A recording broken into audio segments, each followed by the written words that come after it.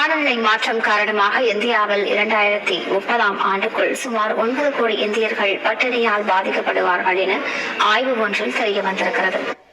2030க்குள் இது 2026 யோசிச்சு பாருங்க, இன்னும் ஒரு 3-4 வருஷம் தான் இருக்கிறது.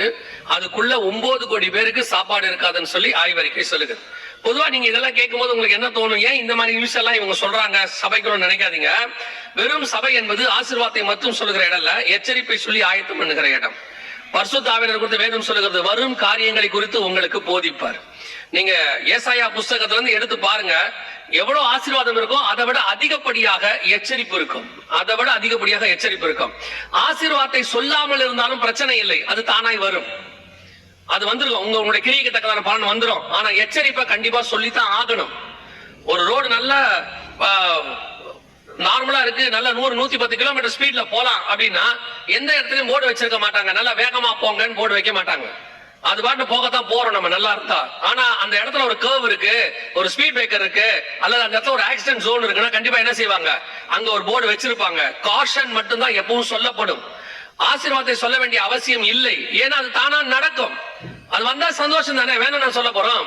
ஆனா நீங்க என்ன நினைக்கிறீங்கன்னா, ஆசீர்வாதத்தை பத்தி மட்டும்தான் கேட்கணும்னு நினைக்கிறீங்க. இந்த மாதிரி எச்சரிப்பை கேட்க விரும்ப மாட்டீங்க, அல்லது கேட்கறதுக்கு கொஞ்சம் மனசு கஷ்டமா இருக்கு. வேற வழியில கேளுங்க, ஏன்னா அடுத்து வரப்போது வாசப்படி வரைக்கும் வந்துருச்சு.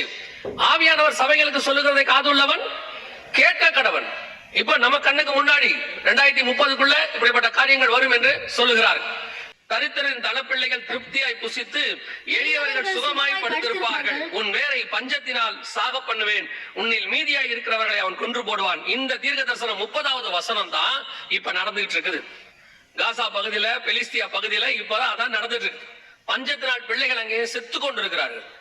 எத்தனையோ கிட்டத்தட்ட 60-70 பேருக்கு மேல செத்துட்டாங்கன்னு சொல்லி சொல்றாங்க. இந்த தீர்க்க தரிசனங்கள் எல்லாம் நம்ம காலத்துல இப்ப நம்ம கண்களுக்கு முன்பாக நடந்து கொண்டு இருக்கிறது.